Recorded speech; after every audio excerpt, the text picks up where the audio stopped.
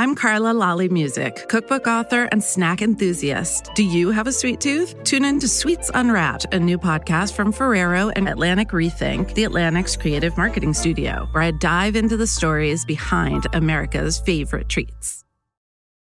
This episode is brought to you by Nespresso and Samra Origins by the Weekend Coffee Collection. Introducing Samra Origins.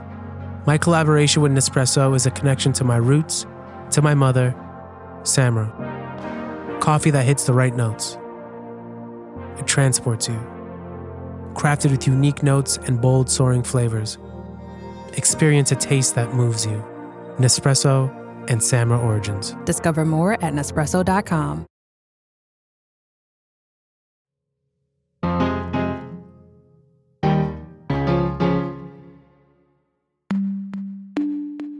The bromance is over. President Trump and Elon Musk trading barbs today over Republicans' big, beautiful bill.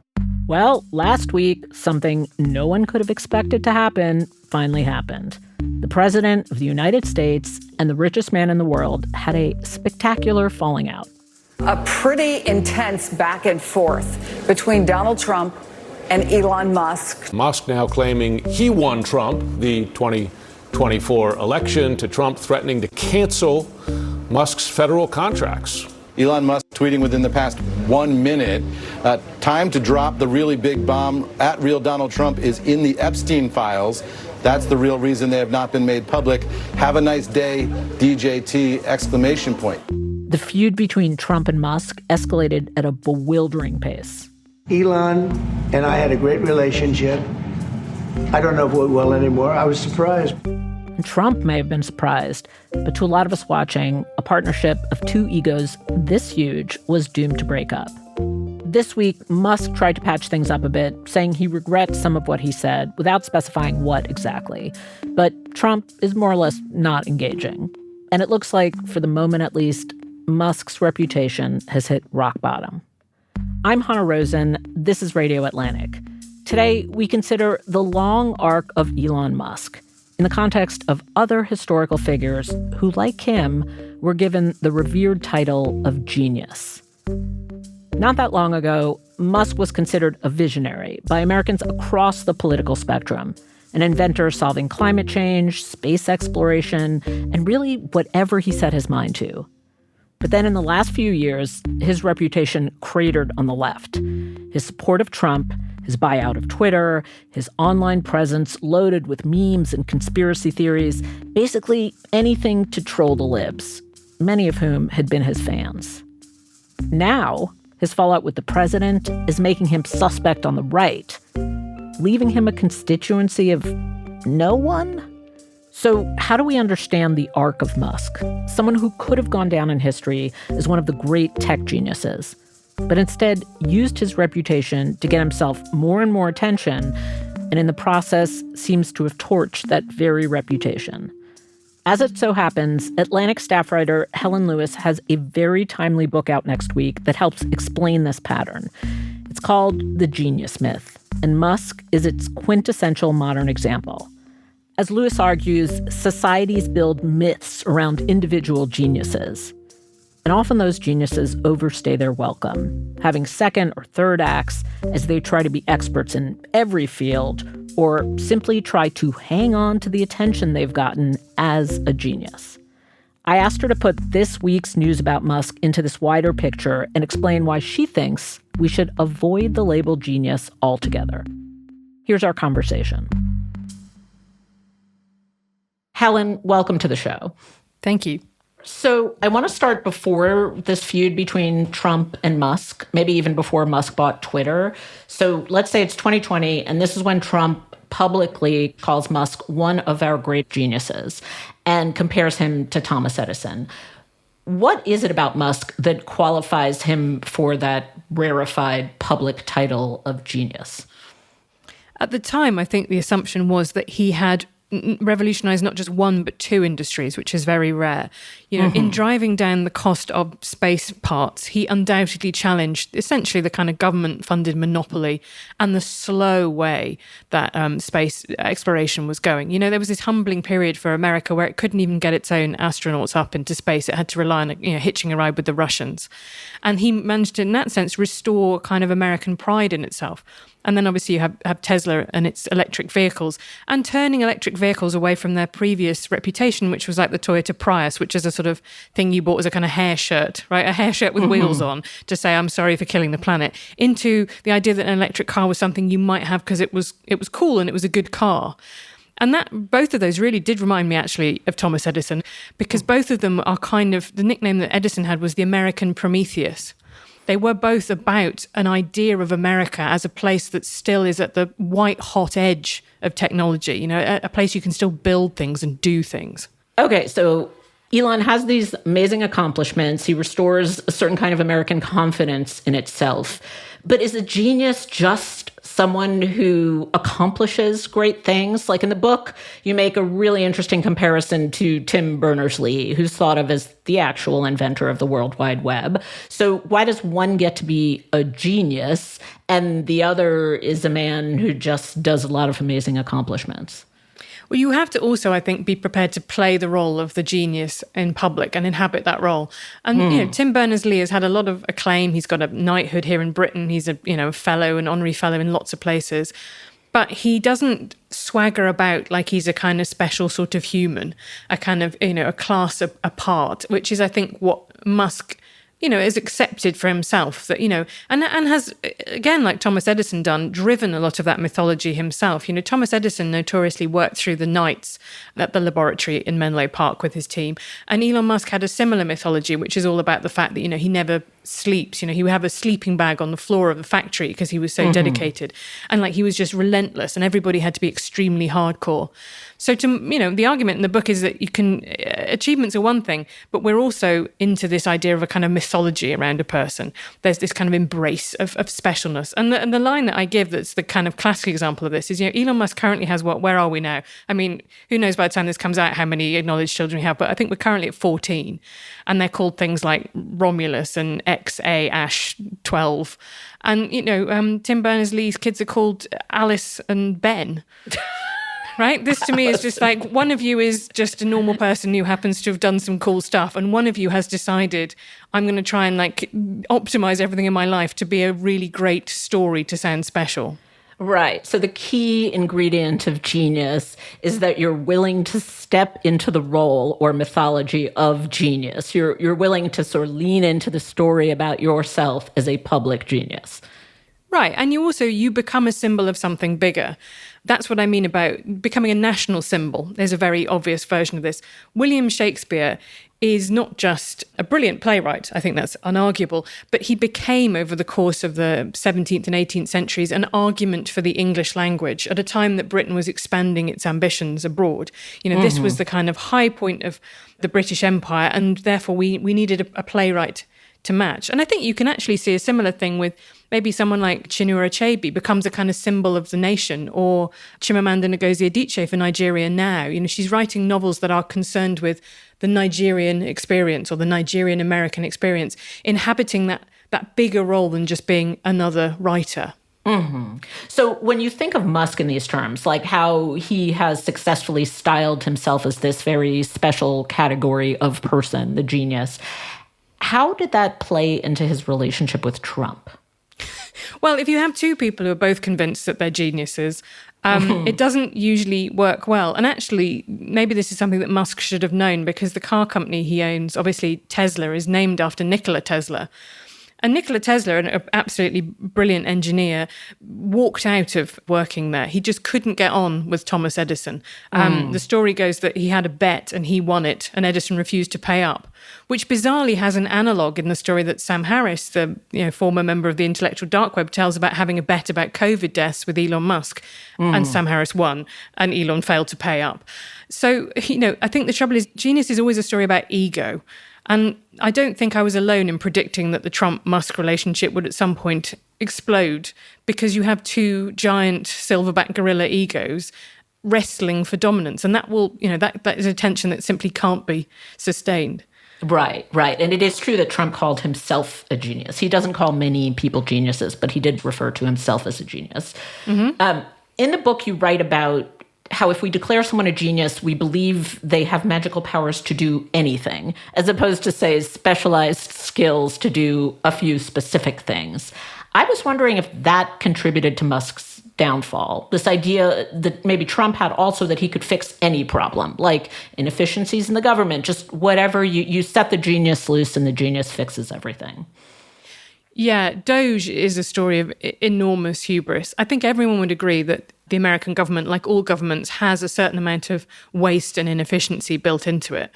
But the idea that you could do what Musk did, which is go in with a small cadre of lieutenants, lock everybody else out and start deleting things based on simple keyword searches, and that this would not have any negative or unintended consequences, is laughable.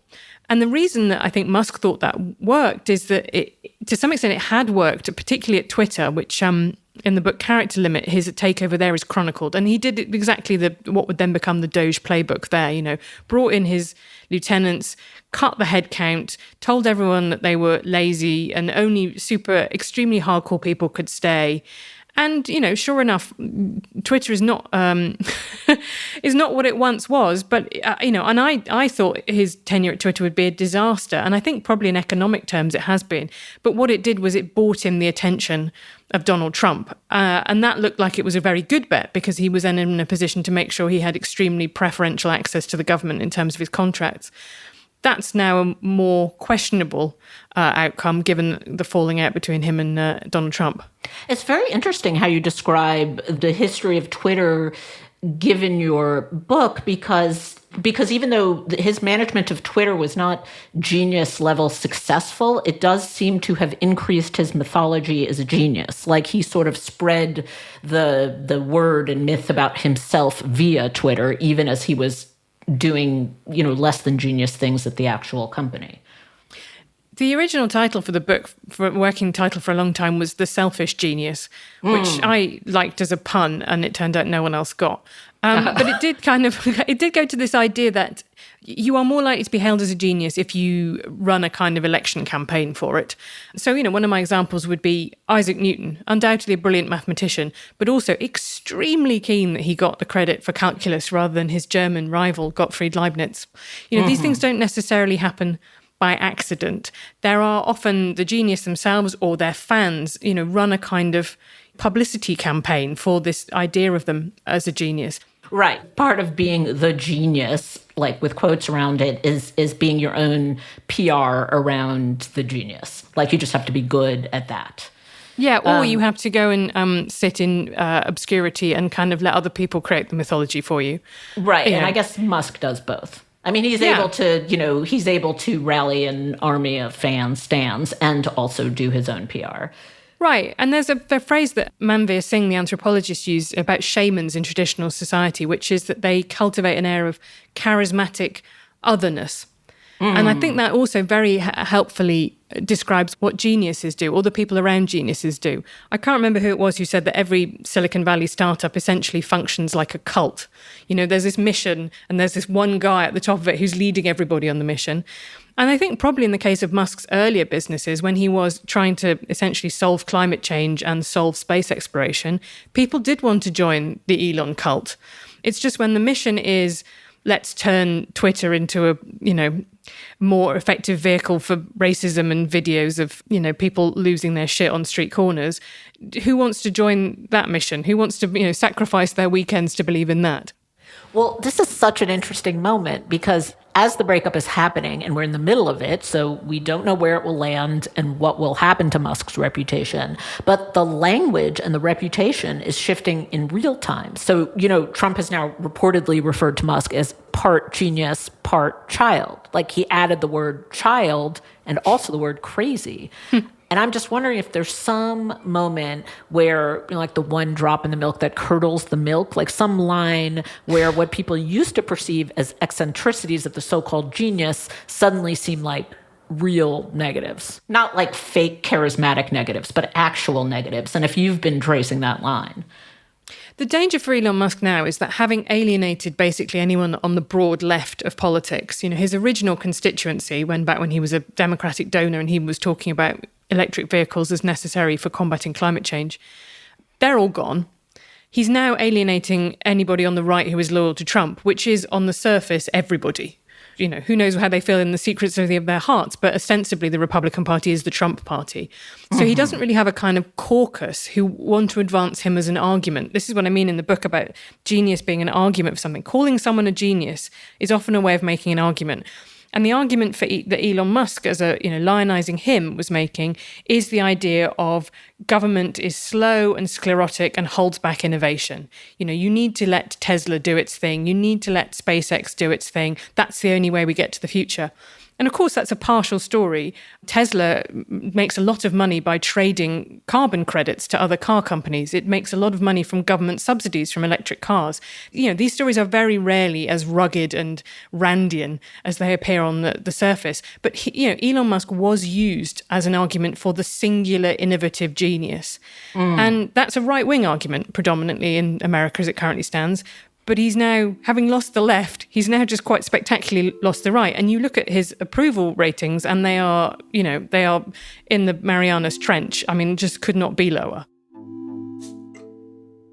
When we're back, we discuss what happens when a reputation craters like Musk's has, and what the myth of genius can leave out of the story.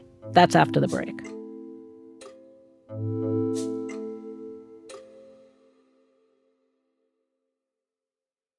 Marketers, you know that feeling when your content just works? When you crush a viral trend before 10 a.m.? When one tiny tweak to a landing page sends click-through rates through the roof? That's Contentful. Dynamic content made blissfully simple. Harnessing the power of AI, Contentful helps you create and launch personalized experiences instantly across any digital channel. No limits, only possibilities. Learn more at Contentful.com. Are you still quoting 30-year-old movies? Have you said cool beans in the past 90 days? Do you think Discover isn't widely accepted? If this sounds like you, you're stuck in the past. Discover is accepted at 99% of places that take credit cards nationwide. And every time you make a purchase with your card, you automatically earn cash back. Welcome to the now. It pays to Discover. Learn more at discover.com/creditcard. Based on the February 2024 Nielsen report. And so that's what we're witnessing in real time now with Elon Musk, the kind of deconstruction of whatever mythology he'd built around himself, and we just still don't know how it will play out.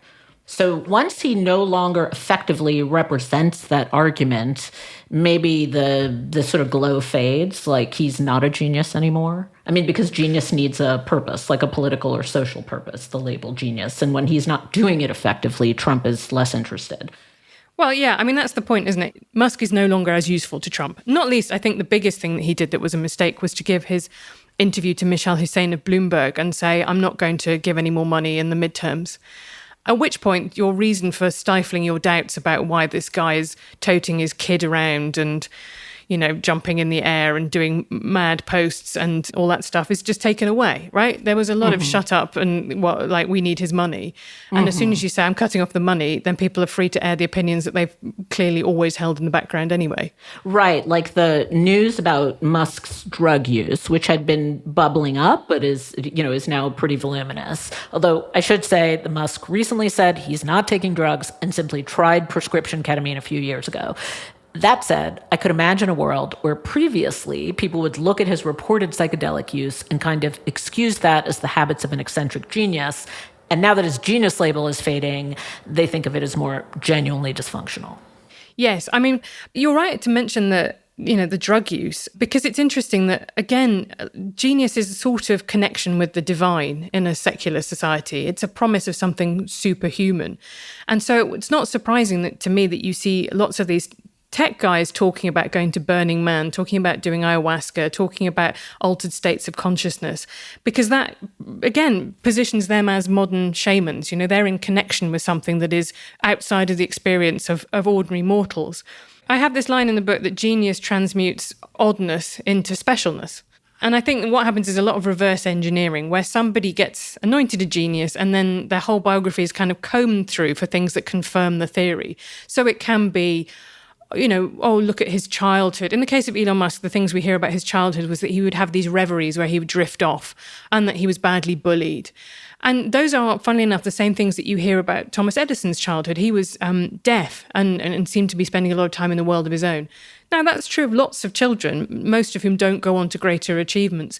But because you've put this label on someone, we look back and read everything through that prism. Right. Okay. So what does the template leave out then? Like in the case of Elon, there's a template, it leads to your rise in success. What parts are not told? What people get left out of a story like this? I mean, all the support staff, really, and all the people who kind of grease the wheels for the great man get slowly downgraded. All the collaborators. I still regularly catch myself and copy wanting to write Elon Musk, founder of Tesla. And of course he wasn't, right? It was founded by two other guys and he took it over. I mean, he was an early investor, but he got the title co-founder as part of a legal settlement. Right. And the fact that he was forced out of PayPal by Peter Thiel and the board. He had failures along the way too. All of that stuff kind of gets hastily kind of airbrushed away. Like I always think of it a bit like the kind of like a scaffolding around the kind of statue of David, right? And we knock away the scaffolding and then we just got the perfect statue. And that's the way that we tend to look at geniuses. All of that kind of stuff. And, I have a chapter in the book, obviously, about wives. Having somebody who is both your kind of domestic partner and somebody who is maybe a muse or maybe your kind of collaborator but happy to take a secondary role, that's a huge, huge advantage to you. And also material conditions. Why did Elon Musk move from South Africa to America? Because he wanted to study at the best university where people were doing the most interesting stuff. He wanted to get funding from venture capitalists who are based in Silicon Valley. Elon Musk could not have been Elon Musk in Pretoria if he'd stayed there. He might have been a very successful businessman, but he wouldn't be who he is today. So this is what I find deeply irritating about the people who think that, it's all them and they're the, this unique success story. Elon Musk's success story, credit to him, he has a great deal to do with it, but it is also a story of universities, of American culture, of American wealth, of everything that the Valley built up over the course of, more than half a century. There are a lot of other bit part players in the story who shouldn't be, downgraded so we can focus only on the protagonist.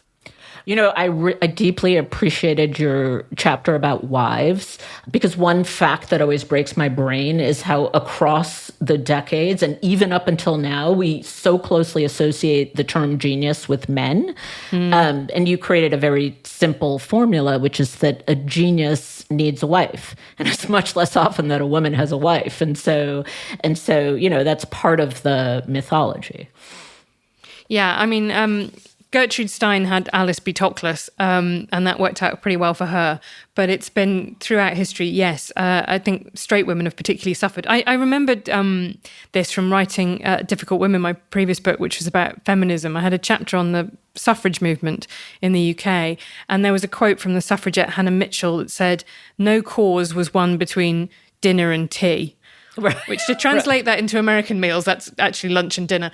But her point was that if you had domestic responsibilities, your thinking time was disrupted. And actually not just, in sheer volume of hours, but just in the amount of your kind of brain space you could dedicate to having big thoughts. And it's really interesting that so many, look at the MacArthur Genius Grants now. They are about taking away money worries and domestic concerns in order that people can excel to their fullest potential. Right? We all acknowledge that it's really, really hard to manage that kind of big, demanding career as well as being a primary caregiver. In fact, it's pretty much impossible. I mean, Marie Curie managed it just about, but very few people do. Yeah. Now, Elon's interest in propagating little Elons. In your book, you describe a long history of geniuses being very interested in the continued propagation of geniuses as a special class. How does he fit into that history?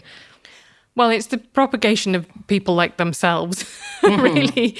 I think that's the thing. I love the story. But isn't it also this idea that you can propagate yourself? That, I mean, it's almost like trying to sort of take this idea of the genius and reduce it to some kind of perfect science. Like you can just replicate it or clone it. Yeah, it's hardcore belief in the power of hereditary genius, which is, that's the title of the book, the 19th century book by Francis Galton, the eugenicist, Hereditary Genius, in which he attempted to categorize all of Britain into different classes, which he all gave a different letter to, and work out how many people fitted in each one, which, you know, to me now, that obviously sounds like a sort of deranged plan. But this was at a time when people were obsessed with classification. And also because of the recent discovery of evolution by natural selection, a real interest in kind of breeding and its effects on animals and therefore humans.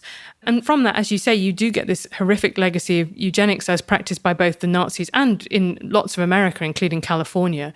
But it persists in these soft forms about people wanting to have smart kids. Now, that's something that everybody would like to do at a kind of basic level. But there is this often recurrent belief among super smart people that their children will be super smart. And actually, statistically, the issue with that is that there is a very common phenomenon known as reversion to the mean, which means that, you know, if you're very smart, you're an outlier. You've probably got the kind of best version of all of the genes that influence intelligence, and that your children are not likely to be outstanding to the exact level that you are in the exact way that you are. So it's to some extent, you know, a delusion, but it's a very recurrent one. And this story of the genius sperm bank, there's a book by David Plotz about it, which I highly recommend to people. Essentially, an eccentric millionaire called Robert K. Graham, who made his money inventing shatterproof plastic lenses for spectacles, decides that he's going to go and collect the sperm of a load of Nobel Prize winners in order to kind of breed a sort of, you know, better, superior race of Americans, because America's getting very degenerate. I mean, this is the bit that is always the side adjunct to it, is why do we need these geniuses? And the answer usually comes back: modern culture is degraded, everybody's lazy, everybody's degenerate. Often that comes with racial overtones. You know, it's no longer pure, read white, European. And, you know, so he said, you know, that he got 3 Nobel winners to donate, including William Shockley, who won the Nobel Prize for the invention of transistor, and then embarked on an enthusiastic second career as a scientific racist and eugenicist. And I think, you know, Shockley is an interesting template for a kind of proto-Elon Musk in the 20th century, in that he had an undoubtedly distinguished first half of his career, and then the second half of his career was spent saying increasingly radical things to enormous pushback, which he then presented as him being whatever the 1970s word for cancelled was, you know, as if the reaction itself proved that he was doing something right. And also in both cases about, you know, a feeling that maybe the creative juice of the career had run dry, but the attention tap needed to stay on. Right. And that's something that I think you see with, you know, lots of people who talk about this sort of kind of breeding of geniuses, is that they know that they're putting their hand on a hob that is still hot. They know people react enormously strongly to these discussions about race and intelligence, and therefore they can't stop themselves from dabbling in it. Right. Okay, so that's where we are now with Musk. Now, he's a little bit of a different case study than some of the historical geniuses you write about, because he's alternately a genius and a juvenile idiot. Like, he attracts genius sycophants as much as genius debunkers. What does that mean? Like, none of these other geniuses existed in the age of social media where you had so much controversy around someone. Do you think that points to a different path for him? He's certainly a much more unfiltered genius than you've got in the past, but there are precursors to that. One of the reasons Thomas Edison is so famous is that he was operating in Menlo Park in New Jersey, which was a short train ride away from New York, which meant that if you were an enterprising young reporter on a big New York paper, you could get on a very easy train and be there in a couple of hours and stroll into his laboratory where he would spin you a yarn about the latest thing that he was creating and go home, write it up, and everybody would be, you know, excited. It was, you know, being Thomas Edison correspondent was a good gig. And so you did get a lot of him being publicized by a whole cadre of people whose careers came to depend on him. And as you say, in his later career, after his great success, helping the electricity grid be put into New York, he did really run dry. He did some very badly received experiments with ore mining. By that point, he'd moved out of the kind of useful phase of his career into the kind of oracle phase. And people would come and he would, talk to them about intelligence and the spirit world and his plans for world peace.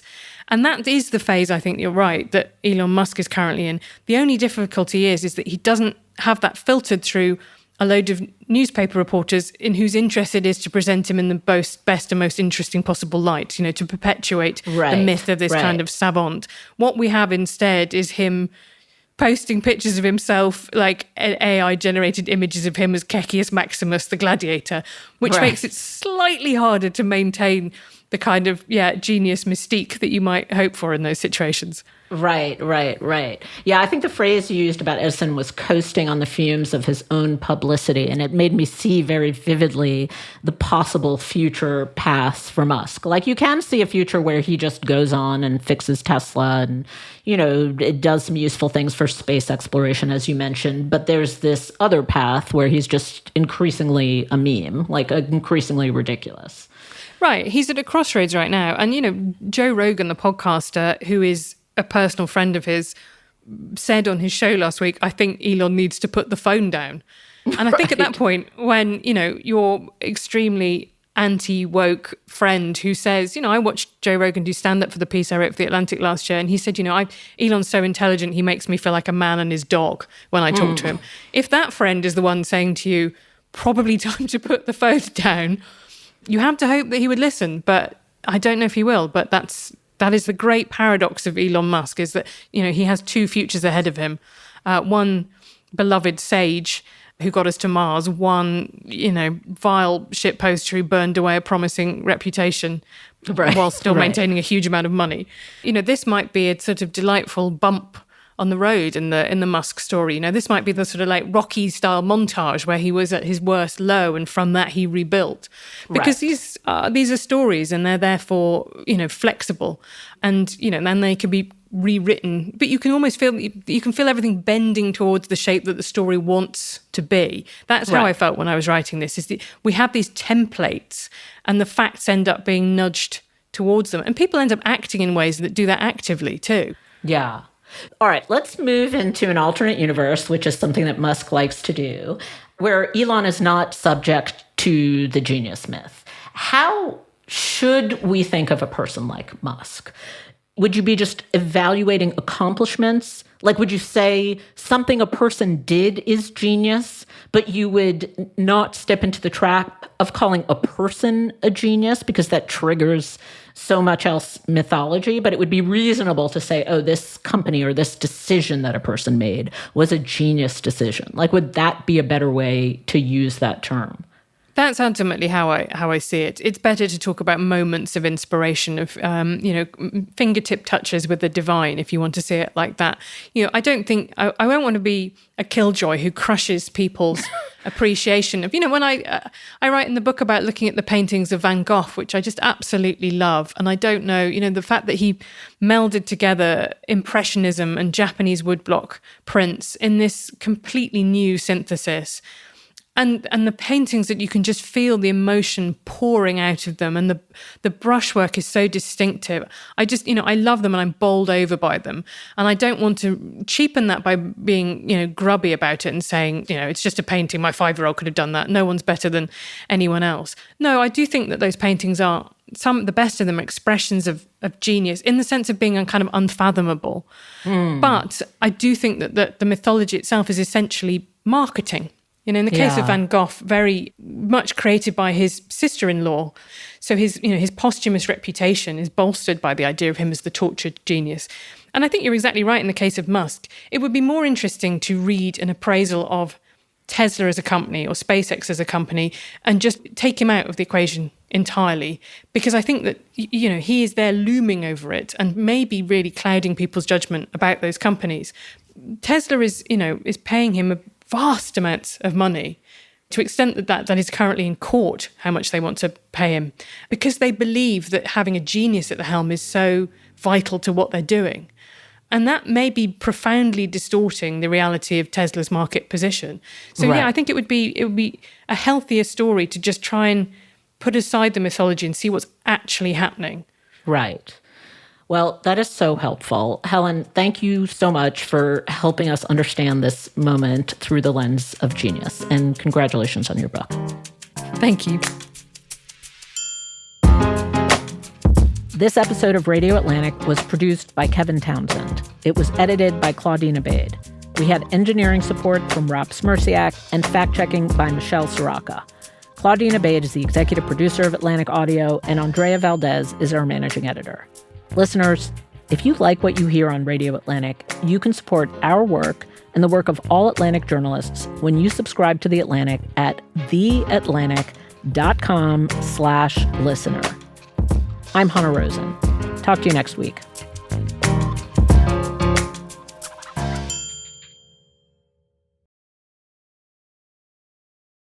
If you're part of the 50% of people who attempt to quit vaping each year, you need to equip yourself with the right tools for the job. And there's no better tool to break up with your bad habit than this episode's sponsor, Fume, the award-winning flavored air device loved by over 500,000 customers. Fume is twice as effective as the solutions you've tried, and it's backed with lab-tested safety studies so both doctors and customers agree. Fume is the good habit, and it's 1/3 of the cost of your bad habit.